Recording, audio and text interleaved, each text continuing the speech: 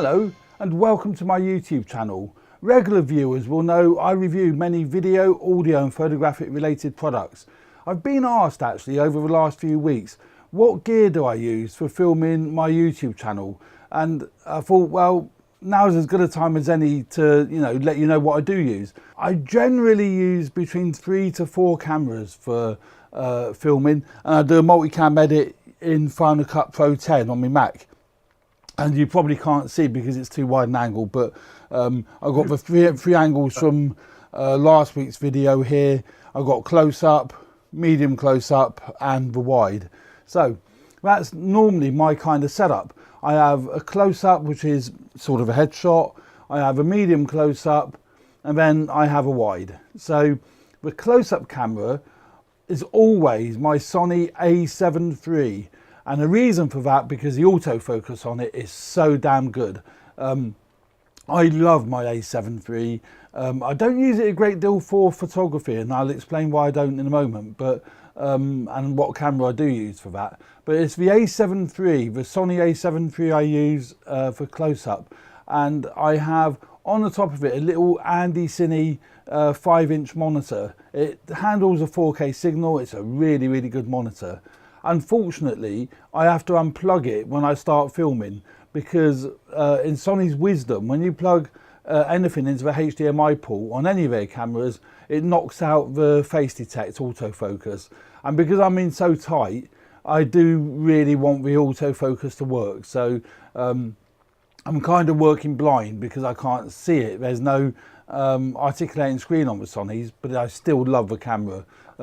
So that's the A7 III. I've got the Andy Cine monitor on top, and the lens I'm using is a Sigma f1.4 art lens Sony E-mount. Now they make this lens in lots of different mounts, Canon, Nikon, their own Sigma mount, but I bought it specifically, I can't say the word, specifically for the Sony E-mount.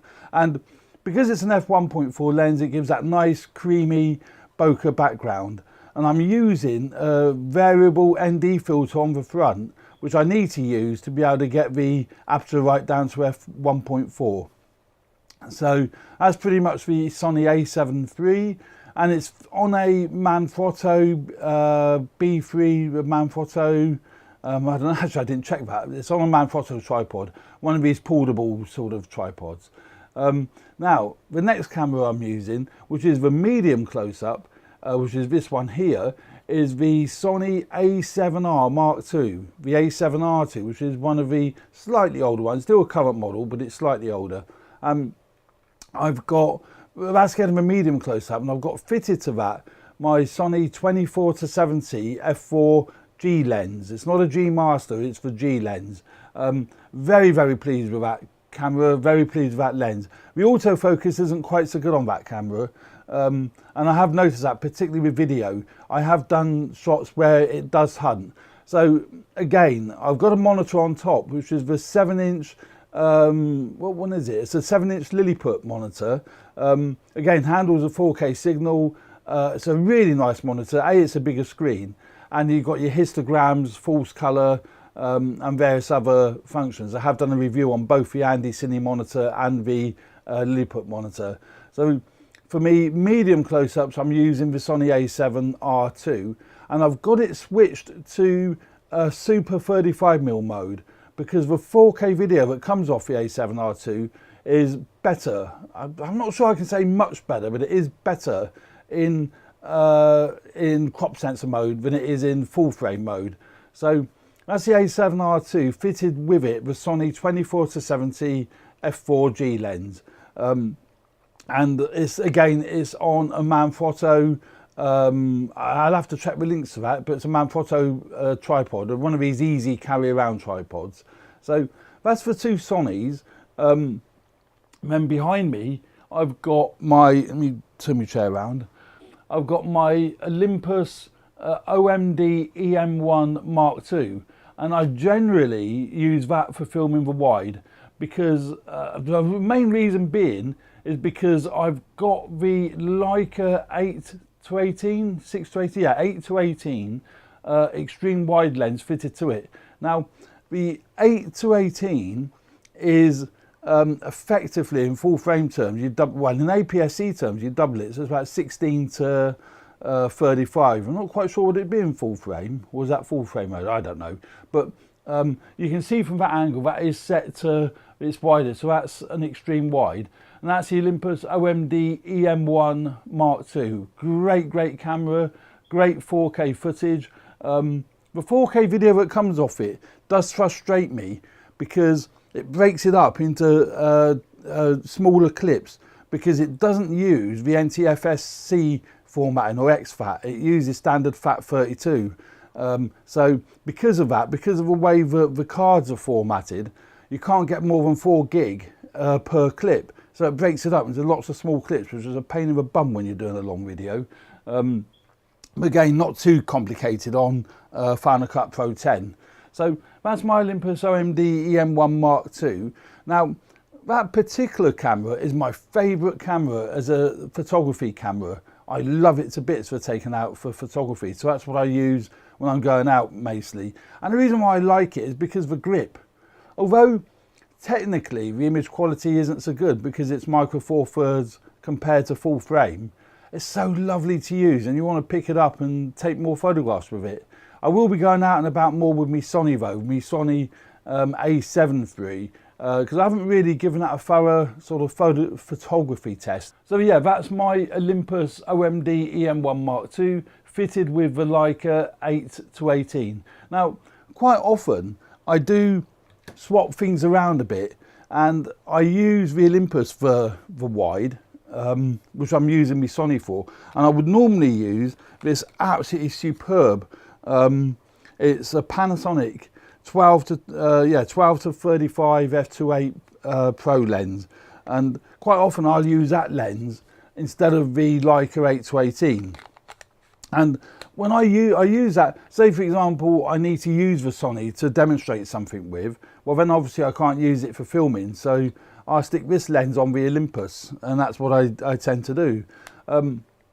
Now for sound, I've experimented many different things with sound, and I normally use me Saramonic radio mics, and I used to put it in my pocket, and I found I had major issues with that because the sound would drop out. These are great radio mics. I bought a set of 3, and again, what makes these radio mics great, because you can have 2 transmitters going into 1 receiver, and that's great if you're talking, if there's 2 of you talking, and that's what I bought them for, and they work great for that. But you do have to be really careful that the transmitter is not hidden in the pocket. It does drop out. They're not great at range. The range quality on these is not great, but fine in the office.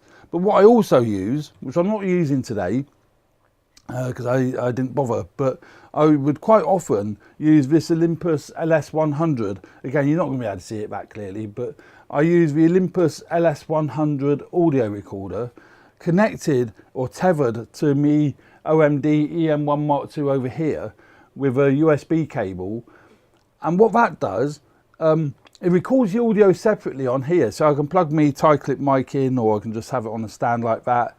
But with tethering it to me OMD EM1 Mark II, I hate these words, A7S3, A7R, but with me Olympus, when it's tethered to it, this records the audio separately on an SD card built into this, but it creates the same file number. So if that was say P001, this would be P001, then 002, 003 and so forth. And that makes it great for editing, because when you bring it into Final Cut Pro, it'll bring up a list of your files, and you can match the audio file, which would be a .wav, to the video file, which would be .mov. But this has got the same number, so you know that one matches, that audio clip matches that video clip when you are joining them together, kind of thing. So yeah, great little audio recorder, particularly great if you're using Olympus cameras. So that's the Olympus LS100. All the tripods are Manfrotto tripods. I love Manfrotto, they just last basically. They're compact. The ones I've got are compact, they're lightweight. For lighting, I'm using two of, I didn't do my Blue Peter trick, did I? Here's one I made earlier, but hey ho, never mind. Right.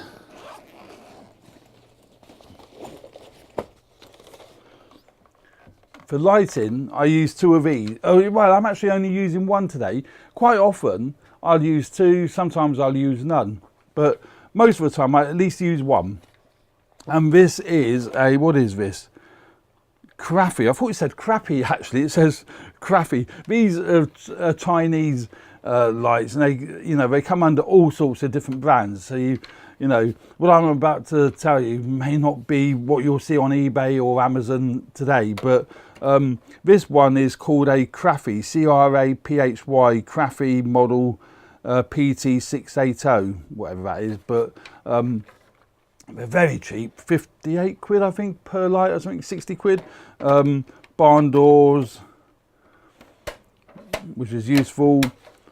Takes the standard Sony batteries that you can find pretty much anywhere, and adjustable, so you can adjust the levels up and down. It comes with a remote control. I can't say much about that. It's a cheap bog standard LED light.